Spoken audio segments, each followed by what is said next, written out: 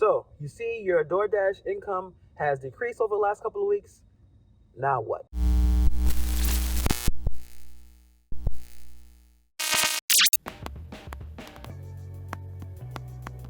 Hey, Hannibal here. Welcome back to the Hannibal is Hungry YouTube channel. And we're going to talk about DoorDash and our income drastically reducing the last couple of days, the last couple of weeks.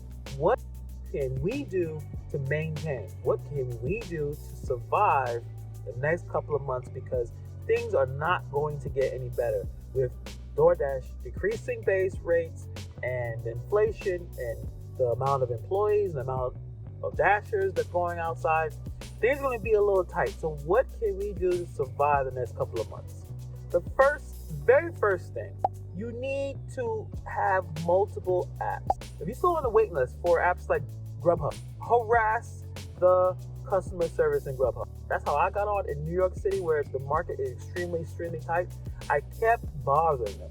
You may come across as a Karen, but for me, in my personal experience, Grubhub customer service and even DoorDash customer service are extremely bad.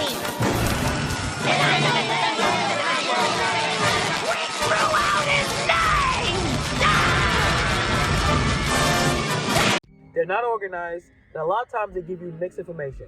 If you continue to bother them and tell them, hey, I didn't get anything back, what's going on, eventually you may actually get in. That is my personal experience.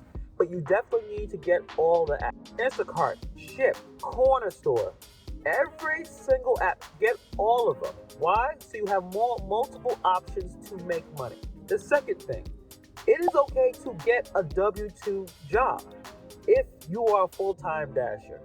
It's okay to find something temporarily. There are places looking for people to work. It may not be the most ideal thing, but if you're seeing a significant dip in your pay and bills are piling up and there's a problem getting your bills paid, it's okay to have a W-2 job. It's not the end of the world. If you're not failing, you're adapting and surviving to the current situation. You may have to stick with times where you know for sure that you're going to make some money. If you're trying to work at 2 o'clock on a Tuesday afternoon, that may not work compared to the last couple of months, right? You gotta hit the dinner. You may have to go out days when you don't feel like going out and there's things going on. There's certain sacrifices that you're going to have to make. Sundays. Usually Sundays is a day, personally for me, I like to chill out. But last Sunday, I went out. Why? Because I know between Monday, Tuesday, Wednesday, Thursday is dead. Just not making as much money as I used to. So Sundays, I'm out. So you're going to have to make certain sacrifices to make a good amount of money. And my last tip, and it's kind of similar to getting multiple apps, but you're going to have to start getting creative with trying to find other modes of income. Personally, I use Rover and Wag. I walk dogs, I take care of dogs. People are traveling. People are finally getting out of the house and traveling to see their loved ones. A lot of people need someone to take care of their dogs. People are going back to work.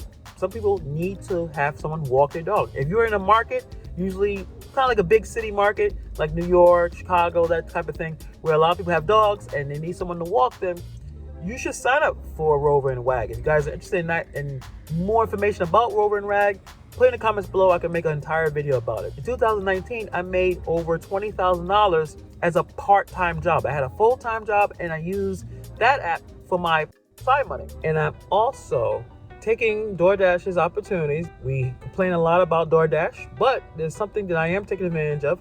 It's the Merit USA program. DoorDash Diaries has an entire video about it. Eventually, I found out about the Google IT Support Professional Certificate from a nonprofit called Merit America. At Merit America, we provide a path from low-wage work to skilled careers that's really designed to work for working adults. One of the programs they have is Java, coding. So this is a really big challenge for me, but it's a 20-week program. I think it's 30 weeks. It's one of those where after you learn, and if you graduate and do everything, they will not ask you to pay for the course, which is basically a coding camp.